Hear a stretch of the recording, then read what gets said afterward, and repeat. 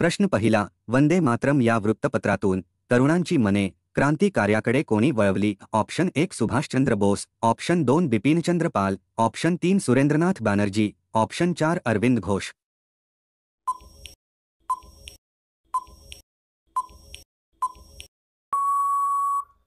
या प्रश्नाचे उत्तर आहे ऑप्शन 4 अरविंद घोष. प्रश्न दुसरा, सर ॲलन ह्यूम यांनी कोणत्या विद्यापीठाच्या विद्यार्थ्यांना पत्र लिहिले होते? Option 1 Kolkata, option 2 Madras, option 3 Mumbai, option 4 Delhi.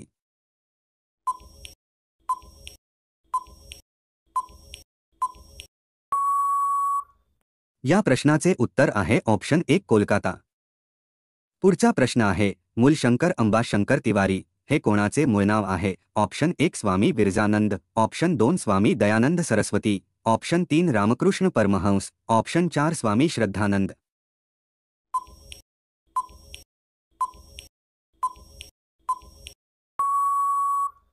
या प्रश्नाचे उत्तर आहे ऑप्शन 2 स्वामी दयानंद सरस्वती.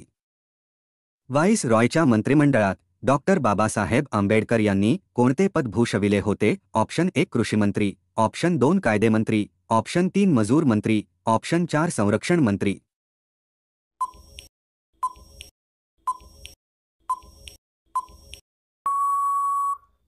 या प्रश्नाचे उत्तर आहे ऑप्शन 3 मजूर मंत्री. होमिओपॅथीचे जनक कोणास म्हटले जाते? Option 1 sir Hahnemann, option 2 Joseph Priestley, option 3 Henry Cavendish, option 4 William Harvey.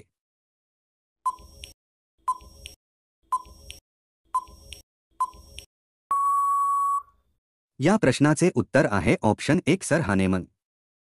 विद्युत दिव्यात खालीलपैकी कोणता वायू वापरला जातो? Option 1 hydrogen, option 2 carbon monoxide, option 3 oxygen, option 4 nitrogen.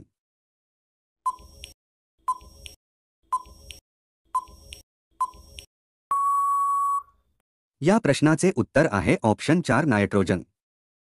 पुढचा प्रश्न आहे, खालीलपैकी उपयुक्त कवक कोणते आहे? ऑप्शन 1 काजळी, option 2 penicillin, option 3 Mucor, option 4 तांबेरा.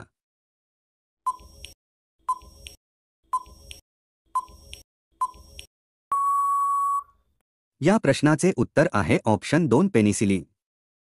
जगातील सर्वात जास्त सण कोणत्या देशात साजरे केले जातात? ऑप्शन 1 चीन, option 2 America, option 3 Bharat, option 4 Thailand.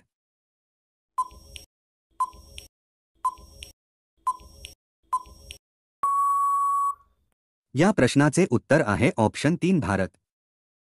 खालीलपैकी कोणते फूल 36 वर्षातून एकदाच फुलते? ऑप्शन 1 नागपुष्प, ऑप्शन 2 केवडा, ऑप्शन 3 निशिगंध, ऑप्शन 4 गुलबहार.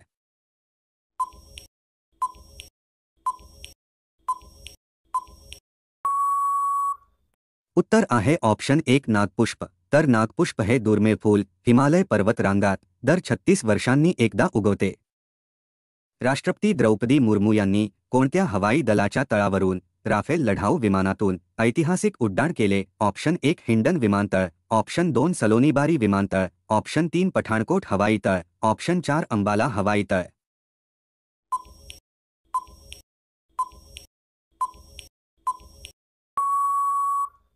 या प्रश्नाचे उत्तर आहे ऑप्शन 4 अंबाला हवाई तळ. तर भारताच्या राष्ट्रपती आणि सशस्त्र दलांच्या सर्वोच्च कमांडर द्रौपदी मुर्मू यांनी राफेल लढाऊ विमानातून उड्डाण करून नवा इतिहास रचला. भारताच्या राष्ट्रपती आणि सशस्त्र दलांच्या सर्वोच्च कमांडर द्रौपदी मुर्मू यांनी हरियाणातील अंबाला येथील हवाई दलाच्या तळावरून राफेल जेटमध्ये बसून उड्डाण केले. राफेल विमानातून उड्डाण करणाऱ्या त्या पहिल्या भारतीय राष्ट्रपती ठरल्या आहेत. याआधी एप्रिल 2023 मध्ये आसाममधल्या तेजपूर हवाई दल तळावरून सुखोई 30 MKI या लढाऊ विमानातून राष्ट्रपती मुर्मू यांनी उड्डाण केलं होतं.